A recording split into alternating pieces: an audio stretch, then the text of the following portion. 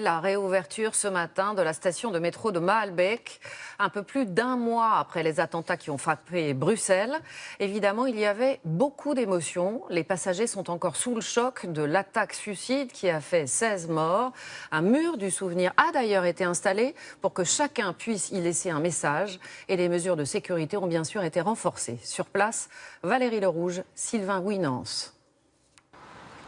Les fleurs fanées rappellent le drame qui s'est produit ici le 22 mars. Mais ce matin, la station Maalbeek reprend un visage presque habituel. Dans l'entrée, un mur du souvenir. Des proches de victimes y ont laissé un message. Des usagers y ajoutent le leur aujourd'hui, émus. J'ai simplement écrit de l'amour pour tous, voilà, parce que je suis très émue. Vous êtes une usagère habituelle de cette station? Oui, c'est ma station. J'ai mon bureau juste en haut et le jour de l'attentat, excusez-moi, voilà, je ne peux pas dire plus. Honnêtement, je suis un peu ému. Il y a eu Paris, il y en a eu d'autres, il y en a tous les jours dans le monde, mais quand on voit des gens courir, quand on est dans le bureau et qu'on voit de la fumée, etc., on se dit, c'est devant nous, quoi. C'est assez incroyable.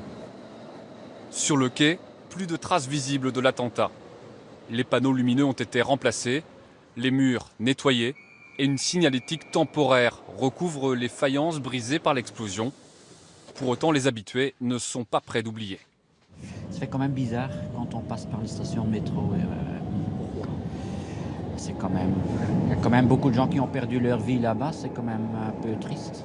Certains ont même un peu changé leurs habitudes. Oui, quand il y a un homme qui rentre avec un gros sac à dos, je m'éloigne un petit peu. Pour le moment, moi, je suis toujours peur de voyager jusqu'à Maalbeek. Donc j'arrête avant Maalbeek. Avec cette réouverture, la totalité du réseau de transport en commun de Bruxelles a désormais repris son rythme normal ce matin, mais sous haute surveillance.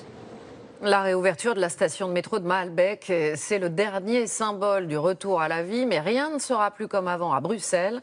Valérie Lerouge, bonjour, vous êtes sur place. Le niveau de sécurité est beaucoup plus important dans la capitale belge depuis les attentats.